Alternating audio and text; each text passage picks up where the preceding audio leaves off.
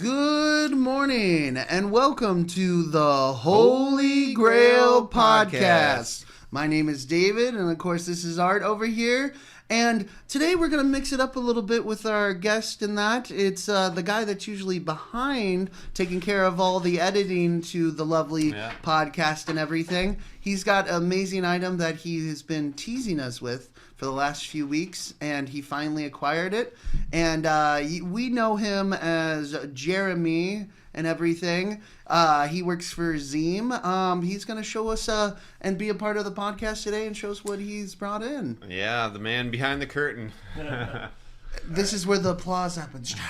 Yeah, crazy applause. Welcome. Hey guys, how's it going? Pretty good, and it's always good to see. And we, like I've said before, I appreciate always the amazing camera work that you bring to the podcast. You zoom in perfectly and amazing on the stuff that we have, and make sure that the audio is on point. And I will say thank you again for all the amazing work. Yeah, awesome job. Well, thank you guys. Yeah, no, it's been a lot of fun doing this studio here. We have a lot of different people doing tons of different podcasts, but I think this is one of the ones that I look forward to the most every week because you never know what kind of crazy stuff you guys are going to bring in here. So oh yeah, it's a lot of fun. I mean, this is definitely another week of Too the crazy and wild. Precisely it. Yeah. But to start off and everything, so give us kind of a lowdown. The biggest part is like this is such a cool, unique Holy Grail item for you at least, but this could be a Holy Grail for other people, and so it's perfect for this podcast. Yeah. So okay, it's a crazy story. Let me first just show it. This is what I found. This has been a Holy Grail for me for a little while, and I guess to start off the story, I'm a huge fan of Foo Fighters, and I've been doing a lot of research onto like the equipment they use to record their albums. And their first album that they recorded in the 90s, there was this one specific sound that was used on a bunch of songs, and it's this really weird, kind of gritty, fuzzy, awful sounding guitar sound. And for a long time, there's been like these rumors and myths about this amp that they used that was like a gas can amp. And they would talk about it in interviews, but nobody ever knew what it looked like. And so finally I saw a picture of one of these a while back, and I was like, it is literally a guitar amp built into a plastic gas can. And like that was the source of the sound, is this tiny, crummy little plastic amp. So I got to work trying to find one because I'm an insane gearhound guitar person and like need to acquire all these stupid guitar things. And they're really, really hard to find. So from what I understand, these were made in 1985 by a company in St. Louis, a music store called St. Louis Music. And I guess they made like 10,000 of them, maybe. Well, they went simplistic on the name. The Can. The Can. Yeah, it's literally called The Can. Kind of looks like a Tim the Toolman Taylor invention or something too. It's 100%, wild. yeah. He's like on Home Improvement going like, and this week we're going to show off my... Yeah, remember that band that would always come on, the construction crew? Oh, yeah. I think it was this like would have been ZZ perfect Top for or something. something. Right in yeah. there. Yeah. Dude, this is a crazy piece. I'm curious now if they had that on. Oh, 100%. Yeah, well, it's this little goofy little practice amp thing. It can run on batteries, but it also has like an AC power adapter. And like on the front, it's a little 5-inch speaker, and on the back, there's like some volume controls, like a little bass and a treble control, and then you have your guitar input and a headphone out. And that's it. I will say it's a little bit ahead of its time for 85. This is really cool. It looks like, it gets that feel like a garage band Totally. feel, like rocking out in the garage and everything. They don't always have recording studios and all that. Like, it's basically their garage to do their, recording studio. So I think it's very cool. Feels more like, raw, I guess. It's grungy for sure. And the utilizers, you got a way to hang it, you got a way to carry it nicely. Yeah. That was always the big thing about amps is like, they would put the holders or something on the back of it, but not like even when you carried it on the top, like it was always felt weird. This one looks like it just feels so comfortable to like carry around. So the other bit of research I did was that apparently these were originally designed for buskers, like people playing on the street. Yep. And so it would kind of be disguised as like not an amp, so maybe people would steal then it you or could something. that or like hide it off to the side if you weren't allowed to be. Yeah, exactly. There, Yep. yeah, that's ingenious. But it's like you can actually like open up the cap and see inside. I mean, it's basically just like the speaker and some wires in there, but like that's dangerous. Like, it's the right person. They're like, you know what? No. Accidentally put some gas in there. But that's cool that they went so far to do this. There's so many unique things and this is just a unique piece. And for yourself, how long did it take to how many years? Well, so this is actually a really funny story. So I've known about what this was for a couple of years now, and I've just been kind of passively searching for, on eBay or Reverb, which is where you buy and sell a lot of music stuff. And it wasn't until this year that I really got serious about trying to find one, because this is actually 2025 is the 30-year anniversary of the first Foo Fighters album. Which is crazy. So I wanted to do some kind of review, and I knew not very many people know about this amp, but this is the sound of that album. And so actually I got to thinking, I was like, I've looked everywhere and I can't find one of these. So I tasked you guys with trying to find one. Hyperfixation powers activate. Yeah, I was like, well, hey, these guys know how to find stuff. And so you went on the hunt. You legitimately said the words "very hard to find," and my brain usually goes "Are you challenging me?" Is that a challenge? Yes. And I mean, much respect to you. It sounds like you really searched a lot of different corners. There were several ones and everything out there, but like you had told me before, and that was your problem, is everybody wanted to keep it. Yeah. And that's the thing about that. And you know this as much as I do. When you get something that is from your childhood or something you've searched for, a person, once they have it, they don't want to get rid of it to an extent. Yeah, they're very proud of it. Oh, yeah, especially when it comes to Holy Grails. And yeah. It's always just like this. And I mean, I respect it, but it's just crazy that for every avenue I went through, it was I have it. I don't want to get rid of it. Yeah. But yeah. No. That's what I was worried about, because I'd never see him come up for sale. And then, what was it, a month ago? We were sitting right here, 10 minutes before we started the podcast episode, and David was telling me, oh, I don't know, man, these are going to be really hard to find.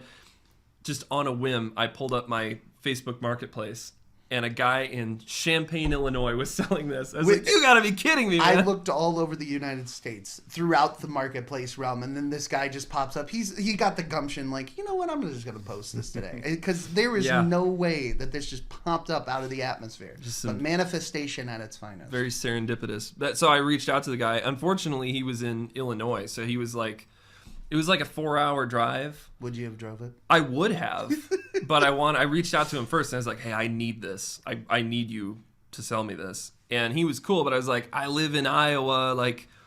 Would you ship it to me? It's kind of small. And he was like, oh, yeah, totally. But I was getting really nervous because I was like, I don't want him to say yes and then have somebody locally come and be like, here's your money. And then he's, oh, sorry, I'm not going to ship that. I mean, Art, you know how that goes. Plenty of marketplace. Yep. It's always such a gamble dealing with Facebook stuff, and people flake out. But I was really hounding this guy. Or I felt drive bad the whole way, and then they go all of a sudden while you're halfway there, they message you and go listen, we changed our mind. You've been there, or try to turn it into auction. It's I didn't sign up for an auction. Yeah. Exactly. And I'm I thought that it was first come first served situation, but I guess now I'm fighting 3 other people for it. But no, and that's the greatest part about it, is that even with this being such a unique item, that there's still the chance that somebody out there got up the gumption to you and you know what, I'm just going to post this online. Yeah. This is cool. It even says the can on the front. The can with quotes.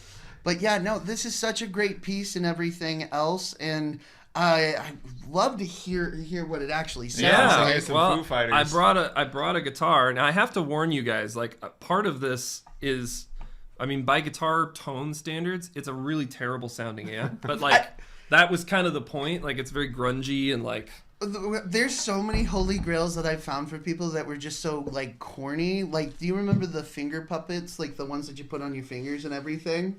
I made a guy's day just because he was able to find his original finger puppet, and he went this just to be able to recreate it. I mean, there's so many things in this world that are cringy because of the quality of how old it is, but it still brings joy to people.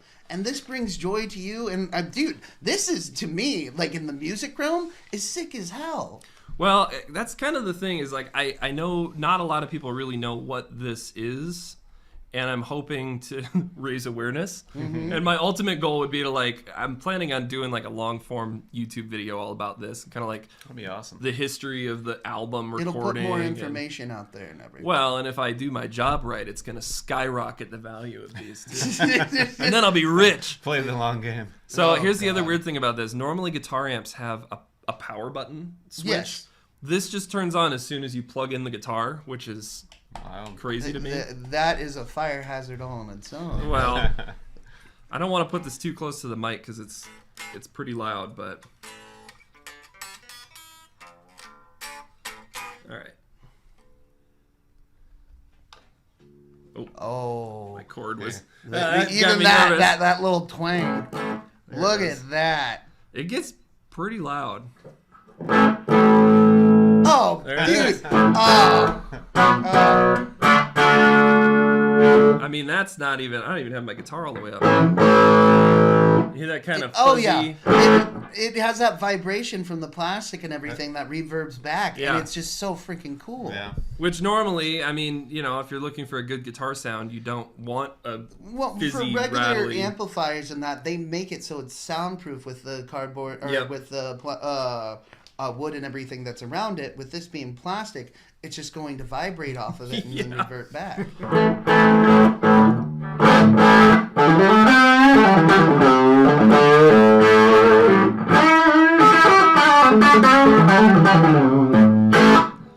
That's the sound, man. If you know, you know. It's one of those cool. things where That is crazy. there's a very small niche corner of the internet who are like psycho, like Foo Fighters gear fans like me, and like there is a very small population who knows what this is and got way fired up about it.